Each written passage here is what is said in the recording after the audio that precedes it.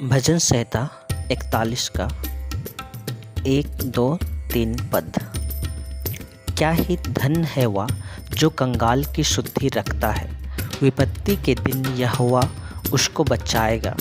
यहोवा उसकी रक्षा करके उसको जीवित रखेगा और वह पृथ्वी पर भाग्यवान होगा।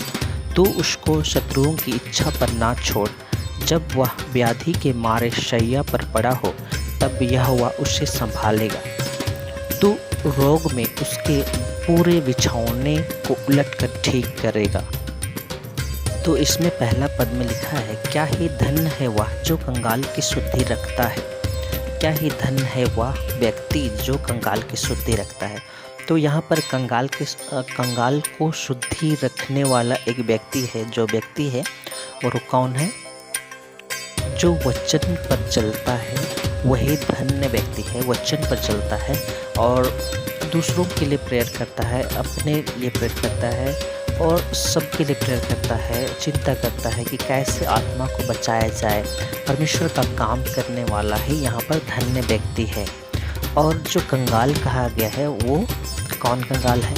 ये जो दुनिया में जो धन संपत्ति नहीं है, खाने के लिए नहीं, घर रहने के लिए नहीं है, कपड़ा नहीं है, मकान नहीं है, वो कंगाल की बात यहाँ पर नहीं कर रहा है परमेश्वर अपने सृष्टि को कभी भी कंगाल नहीं कहेगा।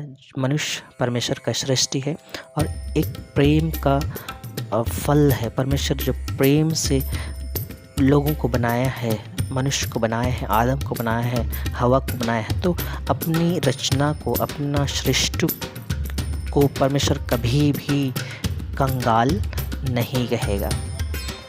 तो यहाँ पर कंगाल अपना सृष्टि को नहीं कहा है, मनुष्य को नहीं कहा है। यहाँ पर जो वचन पर नहीं चलते हैं उसको कंगाल कहा है। और धन्य व्यक्ति वही है जो वचन पर चलता है और परमेश्वर का काम करता है और परमेश्वर के साथ चल रहे हैं और संग संग चल रहे हैं और परमेश्वर की आज्ञा का पालन करता है, वही धन्य है। और कंगाल मैं बता दिया, जो परमेश्वर के वचन पर नहीं चलने वाला वही कंगाल है। प्रकाशित वाक्य 3 अध्याय का 14 से 22 तक हम लोग पढ़ेंगे तो आपको पता चल जाएगा कि कौन कंगाल है। वहाँ पर लौदीकिया की कलीसिया को कंगाल कहा है परमेश्वर। और वहाँ पर और भी बहुत डांट वहाँ पर दिया है। और वहाँ पर कहा है 17 में, कंगाल, अभागा, तुच्छ, नंगा, ऐसे करके वहाँ पर लौदीकिया की कलीसिया को कहा है। तो कंगाल उसी का है जो परमेश्वर में चलने में, जो वचन को ग्रहण नहीं करते हैं और परमेश्वर के साथ साथ नहीं चलते हैं, उसी को कंगाल कहा गया है।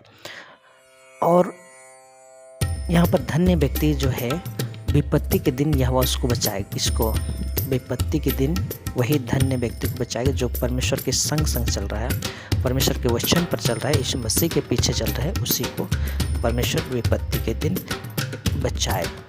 और यही धन्य व्यक्ति जो है परमेश्वर के वचन पर चल रहा है और कंगाल की शुद्धि रखता है, मतलब उसके लिए प्रेयर करता है, प्रार्थना करता है और उसको आगे बढ़ने के लिए सहायता करता है, मदद करता है, पुश करता है और प्रोत्साहित करता है आगे बढ़ने के लिए और उसको मदद करता है हर एक बातों में उसको, और उनके गलतियों को ढांपता है। तो इस तरह से उनका शुद्धि लेके उनको परमेश्वर के मार्ग में चलाता है, तो वही व्यक्ति है धन्य व्यक्ति। 2 में देखेंगे कि यहोवा उसकी रक्षा करके उसको जीवित रखेगा।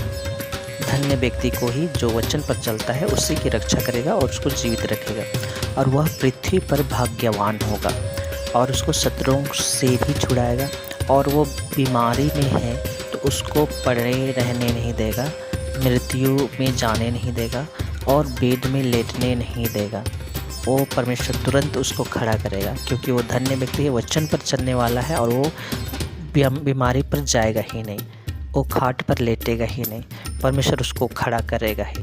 तो यहाँ पर वचन से हम लोग यही सीखते हैं कि वह व्यक्ति जो धन्य है वो वचन पर चलता है, परमेश्वर के साथ चलता है और वो कंगाल की शुद्धि रखता है, प्रार्थना करता है, मदद करता है, परमेश्वर के मार्ग में चलने के लिए सहायता करता है और परमेश्वर उसको बचाता है, जो प्रेरित करता है उसको बचाता है। उसका संबंध अच्छा है परमेश्वर से, इसलिए उसको बचाता है, रक्षा करता है, लंबे समय तक जिंदा रखता है, पृथ्वी पर, धरती पर और पृथ्वी पर भाग्यवान बनता है और शत्रु से बचाता है और बीमारी पर पड़ने नहीं देता है।